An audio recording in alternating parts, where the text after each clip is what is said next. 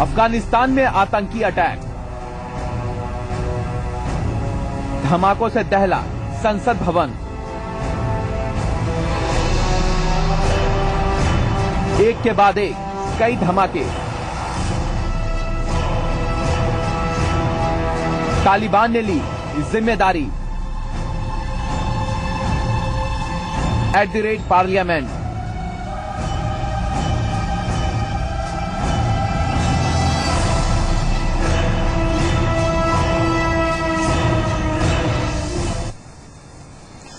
अफगानिस्तान की संसद आज आतंकियों के हमलों का निशाना बन गई। काबुल में एक के बाद एक 9 धमाकों से पूरी संसद में हड़कंप मच गया।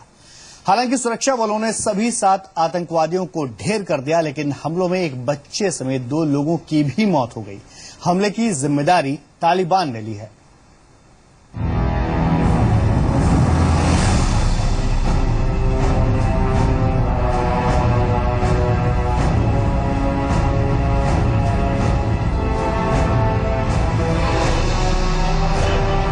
अफगानिस्तान की राजधानी काबुल धमाकों से दहल उठी। आतंकियों ने संसद भवन को निशाना बनाया और सुसाइड कार बम से संसद पर हमला किया।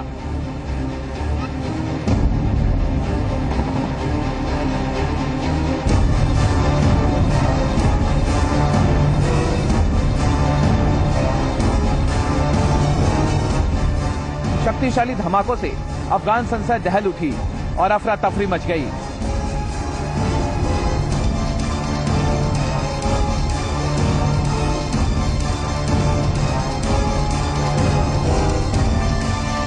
संसद में मौजूद सांसद सुरक्षित जगहों पर छिप गए। आतंकियों ने संसद भवन में करीब 9 धमाके किए, जिसके बाद पूरे परिसर में धुएं का गुबार उठ गया।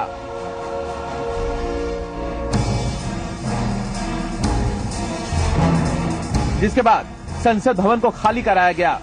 संसद भवन पर हुए हमले की जिम्मेदारी तालिबान ने ली है, जिसकी पुष्टि अफगानिस्तान के गृह मंत्रालय ने की है।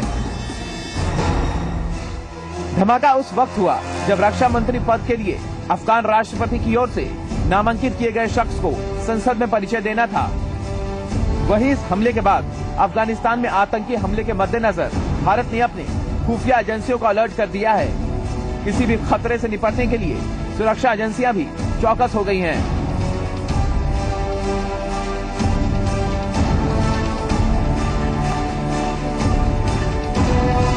अफगानिस्तान में भारत के राजदूत ने खबर दी है कि वहां मौजूद सभी भारतीय पूरी तरह सुरक्षित हैं।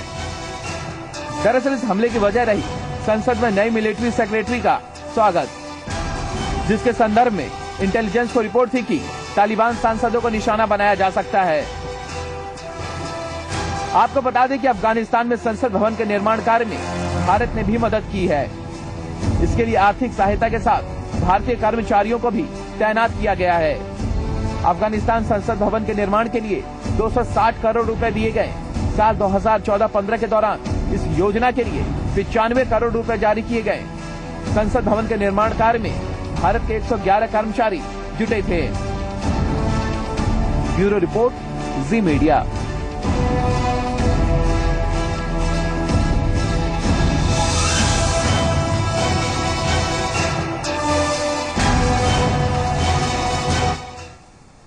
अफगानिस्तान की संसद पर हुए हमलों ने कई सवाल खड़े कर दिए हैं। एक तरफ जहां अफगानिस्तान सरकार की पाकिस्तान से नजदीकी को हमले की वजह माना जा रहा है, तो वहीं दूसरी तरफ इसे अमेरिका की असफल अफगान नीति के तौर पर भी देखा जा रहा है।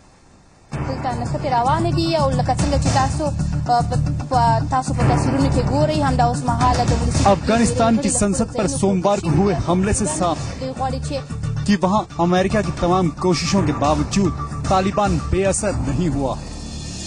तालिबान अब जहां अफगानिस्तान के नए इलाकों पर कब्जा कर रहा है, वहीं काबुल के हाई प्रोफाइल इलाकों में हमलों को अंजाम दे रहा है। पिछले दिनों काबुल एयरपोर्ट और गेस्ट हाउस पर हुए हमले इसका उदाहरण है। अफगानिस्तान में नाटो के जनरल के मुताबिक राजधानी काबुल में हालात बहुत ज्यादा खराब है। सिर्फ मई 2015 में काबुल में 6 बड़े आतंकी हमले हुए, जिनमें 100 से ज्यादा लोगों की जान गई। बीते 6 महीनों की बात करें तो काबुल में अब तक आतंकी हमलों में 1000 ज्यादा लोग मारे गए हैं, जबकि अफगानिस्तान में 3237 लोगों ने आतंकी हमलों में अपनी जान गंवाई है।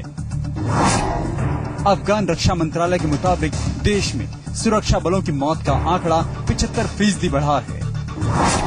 2014 में आतंकी हमलों में कुल 4634 अफगान सुरक्षा बलों की जान गई थी। इतना ही नहीं, काबुल में हर दिन 10 आतंकी हमले नाकाम किए जाते हैं। ये आंकड़े ये बताने के लिए काफी हैं कि अफगानिस्तान के अंदर कैसे तालिबान सत्ता के करीब पहुंचने की कोशिश कर रहा है। अमेरिका ने अफगानिस्तान से तालिबान के खात्मे का दावा कई बार किया, लेकिन सच्चाई दुनिया के सामने है। वहीं विशेषज्ञ ये भी मानते हैं कि अफगानिस्तान सरकार की पाकिस्तान से बढ़ती नजदीकियां भी आतंकी हमलों में बढ़ोतरी की वजह है। अशरफ घानी ने बतौर राष्ट्रपति पिछले साल सितंबर में सत्ता संभाली थी, जिसके बाद दोनों देशों के बीच कई समझौते हुए। इतना ही नहीं, पाकिस्तानी खुफिया एजेंसी ISI से भी समझौता किया गया और ISI के कहने पर अफगानिस्तान के अंदर आतंकियों के खिलाफ कार्रवाई शुरू की गई, जिसके जवाब में तालिबान ये हमले कर रहा है। विशेषज्ञों का ये भी मानना है कि पाकिस्तान के लिए अशरफ घानी अफगानिस्तान की जनता की जान जोखिम में डाल रहे हैं। घानी को लगता है कि पाकिस्तान के साथ मिलकर तालिबान से निपटा जा सकता है, लेकिन शायद वो ये भूल रहे हैं कि पाकिस्तान की नीयत कभी ठीक नहीं रही है। बार बार पाकिस्तान की सेना और खुफिया एजेंसी ISI पर आतंकी संगठनों की मदद के आरोप लगते रहे हैं।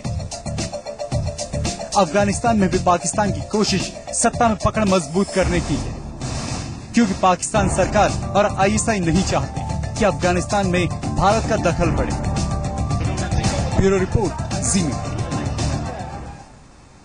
जम्मू कश्मीर के कुलगाम में सुरक्षा बलों ने 2 आतंकवादियों को मार गिराया। मारे गए दोनों आतंकियों का संबंध लश्कर-ए-तैयबा से बताया जा रहा है। मुठभेड़ कल शाम शुरू हुई थी। सुरक्षा बलों ने आतंकियों के छिपे होने की जानकारी मिलने के बाद पूरे इलाके को घेर लिया था।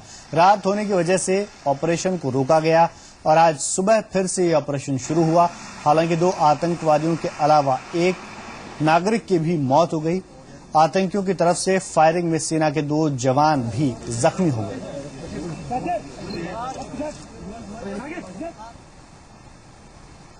सीरिया के ऐतिहासिक शहर पलमायरा को बर्बाद करने के लिए IS ने जगह जगह लैंडमाइंस और विस्फोटक लगा दिए हैं। इस बात का खुलासा मानवाधिकार संस्था Syrian observatory for human rights ने किया है। संस्था का कहना है कि आतंकवादियों ने कई स्मारकों के आसपास विस्फोटक लगाए हैं।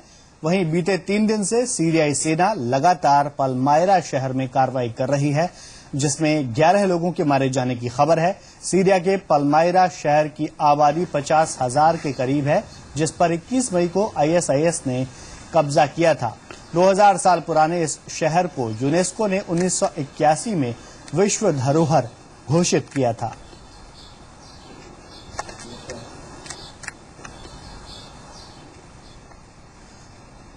और अब बात ग्रीस के कर्ज संकट की। यूरोजोन में शामिल ग्रीस को इस महीने के आखिर तक IMF का करीब $1.5 अरब का कर्ज चुकाना है।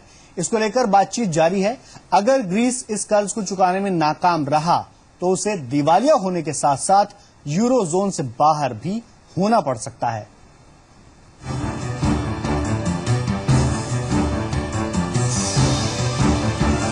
ग्रीस को सबसे बड़ी आर्थिक मुश्किल से कैसे निकाला जाए, इसको लेकर बेल्जियम की राजधानी ब्रसेल्स में बैठक हो रही है। बैठक में यूरोपियन यूनियन और अंतर्राष्ट्रीय मुद्रा कोष यानी IMF के प्रतिनिधि हिस्सा ले रहे हैं। ग्रीस को अगर आर्थिक संकट से उबरना है तो उसे बैठक में शामिल देशों और IMF का भरोसा जीतना होगा। बैठक से पहले ग्रीस के प्रधानमंत्री एलेक्सिस तसिप्रास ने समझौते के लिए नया प्रस्ताव रखा है, जिस पर बैठक में विचार किया जा रहा है। अगर कर्ज देने वाले देश ग्रीस के प्रस्ताव को स्वीकार कर लेते हैं तो ग्रीस को 7.2 अरब यूरो का बेल आउट पैकेज मिलने का रास्ता साफ हो जाएगा और ग्रीस दिवालिया होने से बच जाएगा। दरअसल ग्रीस को इस महीने के आखिर तक IMF का 1.6 अरब यूरो का कर्ज चुकाना है और अगर ग्रीस कर्ज की इस रकम को चुकाने में नाकामयाब रहा तो दिवालिया होने के साथ साथ वो यूरोजोन से भी बाहर हो सकता है। यूरोजोन में वो देश शामिल हैं जो मुद्रा के तौर पर यूरो का इस्तेमाल करते हैं। ग्रीस को कर्ज देने वाले और यूरोजोन के देशों का कहना है कि तसीप्रास सरकार को खर्चों में कटौती से जुड़े कदम उठाने चाहिए, लेकिन ग्रीस के पीएम तसीप्रास खर्चों में कटौती के लिए राजी नहीं है। तसीप्रास ने चुनाव के दौरान देश को कर्ज संकट से उबारने, नई नौकरियां देने और पेंशन जारी रखने का वादा किया था और अब एथेंस में लोग खर्चों में कटौती का विरोध कर रही सरकार के समर्थन में सड़कों पर उतरे हुए हैं। ग्रीस को दिवालियापन से बचाने के लिए ब्रसेल्स में चल रही बैठक आखिरी मौका है। इसलिए यूरोजोन के अहम सदस्य देश और फ्रांस के राष्ट्रपति फ्रांसवा ओलांदे ने कहा है कि ग्रीस को यूरोजोन में बनाए रखने के लिए हर संभव कोशिश की जानी चाहिए। पर फिलहाल ग्रीस सरकार के हाथ से वक्त और पैसा दोनों तेजी से फिसल रहे हैं और नजरें ब्रसेल्स में चल रही बैठक से निकलने वाले नतीजे पर टिकी हैं। फैसला ग्रीस के हक में आया तो ये देश दिवालिया होने से बच जाएगा, लेकिन अगर फैसला प्रस्ताव के उलट आया तो ग्रीस और यूरोजोन की मुश्किल बढ़नी तय है। ब्यूरो रिपोर्ट, जी मीडिया। ग्रीस फिलहाल चाहता है कि उसकी कर्ज चुकाने की समय सीमा को बढ़ा दिया जाए ताकि वो हालात को सुधार सके, लेकिन आखिर नौबत यहां तक आई कैसे और अब ग्रीस के सामने विकल्प क्या हैं? देखिए इस रिपोर्ट में।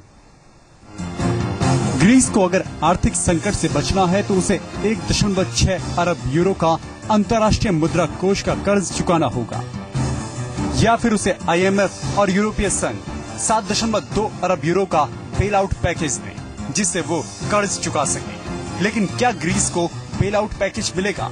इसको लेकर ब्रसेल्स में बैठक हो रही है। ग्रीस को जहां एक तरफ जून में 1.6 अरब यूरो का IMF का कर्ज चुकाना है, वहीं घरेलू आर्थिक जरूरतों के लिए ग्रीस सरकार को 2.2 अरब यूरो की जरूरत है। जून में ही पीएम एलेक्स तसीप्रास को 6 लाख सरकारी कर्मचारियों को सैलरी, 26 लाख लोगों को पेंशन और बाकी सामाजिक कल्याण वाले कार्यक्रमों की पेमेंट करनी है।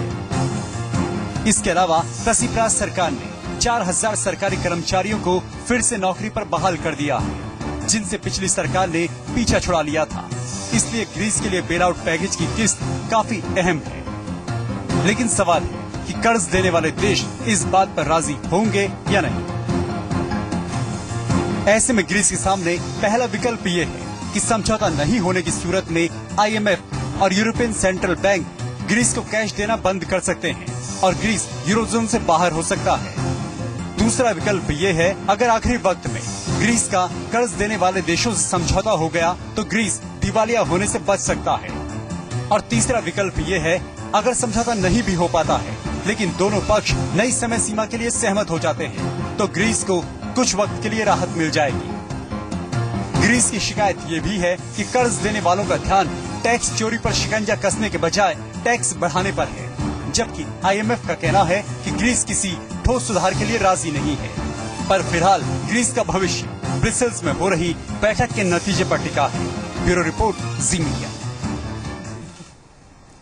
किसी की जान बचाने के लिए हमेशा ताकत और बहादुरी की जरूरत नहीं होती। कई बार सही वक्त पर सूझबूझ दिखाकर भी लोगों की जान बचाई जा सकती है। इस बात को साबित करने के लिए हम आपको चीन से आया एक छोटा सा वीडियो दिखाते हैं। ये वीडियो चीन के शिनजियांग में एक्सप्रेस वे पर 100 किलोमीटर प्रति घंटा की स्पीड से चल रही बस का है। वीडियो में बस का ड्राइवर और उसका सहायक ड्राइवर आपस में बात कर रहे हैं। तभी अचानक बस के ड्राइवर को हार्ट अटैक आ जाता है और वो बेहोश होकर गिर जाता है। तभी सहायक ड्राइवर की नजर बेहोश हो चुके ड्राइवर पर पड़ती है और वो जल्दी से बस का स्टीयरिंग संभाल लेता है और किसी तरह बस को ब्रेक लगाता है। ये पूरी घटना बस में लगे CCTV कैमरे में रिकॉर्ड हुई। सहायक ड्राइवर की बहादुरी से बस में बैठे 40 यात्रियों की जिंदगी बच गई।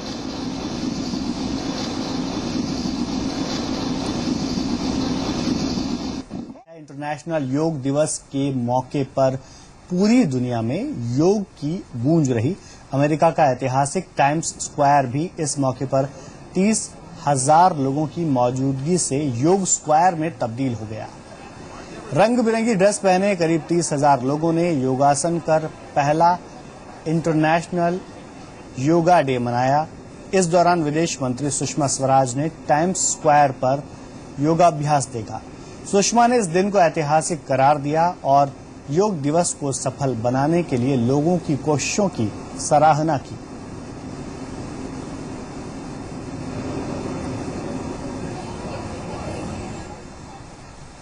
पूरी दुनिया योग को सलाम कर रही है और अब भारत की तरफ से अमेरिका को एक सौगात मिलने जा रही है। एसएल ग्रुप अमेरिका में एक वेलनेस सेंटर खोलने जा रहा है, जिसकी बुनियाद एसएल ग्रुप के चेयरमैन डॉक्टर सुभाष चंद्रा ने न्यूयॉर्क में रखी।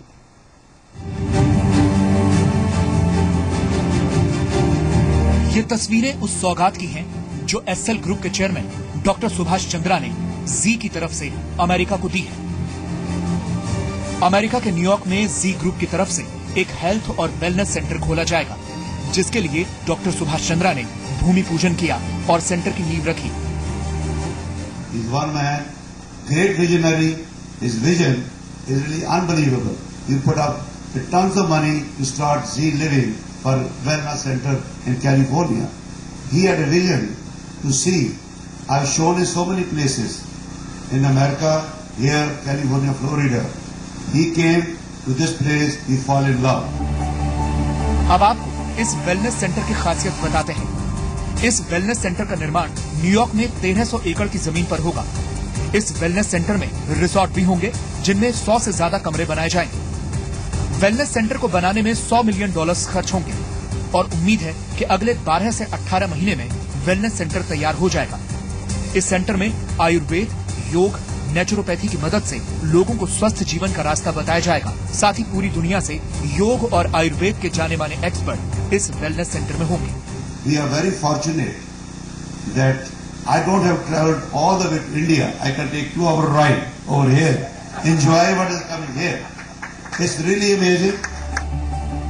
एसएल ग्रुप की इस पहल को अमेरिका के स्थानीय लोगों का पूरा समर्थन मिल रहा है। आज की भागदौड़ भरी जिंदगी में हर व्यक्ति तनाव से जूझ रहा है। ऐसे में ये वेलनेस सेंटर अमेरिकी लोगों के लिए एक शानदार सौगात है। ब्यूरो रिपोर्ट, जी मीडिया। अब आपको दिखाते हैं बकरियों का ब्यूटी कॉन्टेस्ट, जहां एक बकरी को उसकी खूबसूरती और टैलेंट के हिसाब से नंबर दिए गए। देखते हैं कि आखिर कहां हुई ये अजब गजब प्रतियोगिता। लड़कियों के लिए मिस वर्ल्ड और मिस यूनिवर्स प्रतियोगिताएं तो आपने खूब सुनी होंगी, लेकिन क्या बकरियों के लिए सौंदर्य प्रतियोगिता कभी देखी है? नहीं? तो देखिए इन तस्वीरों को। यूरोपीय देश लिथुआनिया के रेमिगाला गांव में आयोजित हो रही है बकरियों की ब्यूटी कॉन्टेस्ट।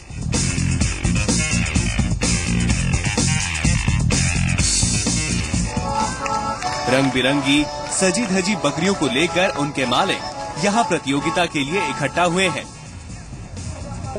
हर ब्यूटी कॉन्टेस्ट की तरह यहाँ भी प्रतियोगिता में कैट वॉक जरूरी है।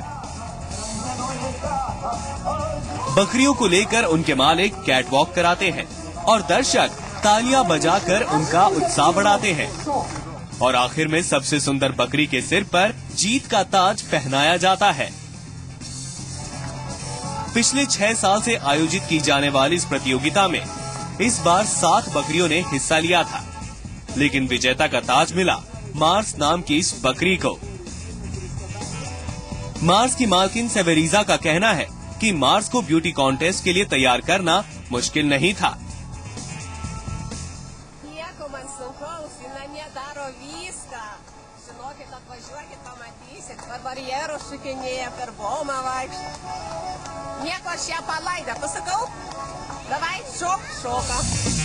प्रतियोगिता में बकरियों की साज सज्जा के अलावा उनके डांस और मैनरिज्म का भी इम्तिहान लिया जाता है। ब्यूरो रिपोर्ट, जी मीडिया, दिल्ली। और अब खबर उन लोगों के लिए जिन्हें खूबसूरत तितलियों को देखना बेहद पसंद है।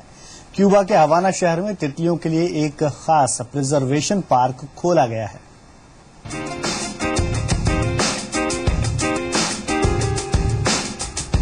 बटरफ्लाई रंग बिरंगी प्रकृति के सबसे खूबसूरत तोहफों में से एक है।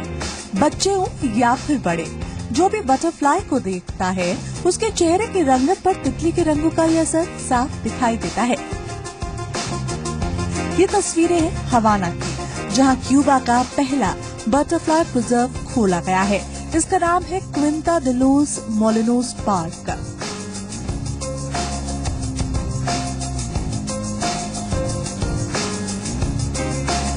और इसे 20 जून यानी शनिवार को आम लोगों के लिए खोला गया।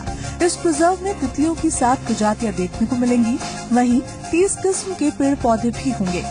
बताया जा रहा है कि एक समय पर यहाँ तितलियों की 20 प्रजातियों को बड़े ही आराम से रखा जा सकता है और इस पार्क का मकसद तितलियों की उन प्रजातियों को बचाना है जो अब धीरे धीरे विलुप्त हो रही हैं।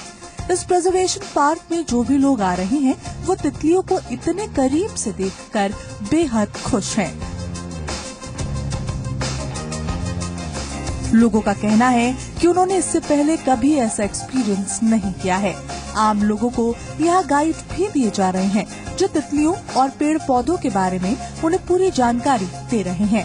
अब भला तितलियों को इतने करीब से कौन देखना नहीं चाहेगा, और इस बार ये स्पेशल मौका मिला है क्यूबा के लोगों को। ब्यूरो रिपोर्ट, जी मीडिया। अब बात करते हैं स्किपिंग यानी रस्सी कूदने की। स्किपिंग बहुत से लोगों ने की है, लोग करते हैं। किसी ने बचपन में एक खेल के तौर पर, तो कई लोगों के लिए रस्सी कूदना फिटनेस के लिए जरूरी होता है। लेकिन जिस तरह से रस्सी इस वीडियो में कूदी जा रही है, ऐसा शायद पहला मौका होगा। ये तस्वीरें हैं चीन की। यहाँ प्राइमरी स्कूल के 7 छात्र छात्राओं ने एक साथ स्किपिंग की। इन बच्चों ने सिर्फ 1 मिनट में 200 बार रस्सी कूदने का कारनामा दिखाया और ये वीडियो इंटरनेट पर वायरल हो गया है।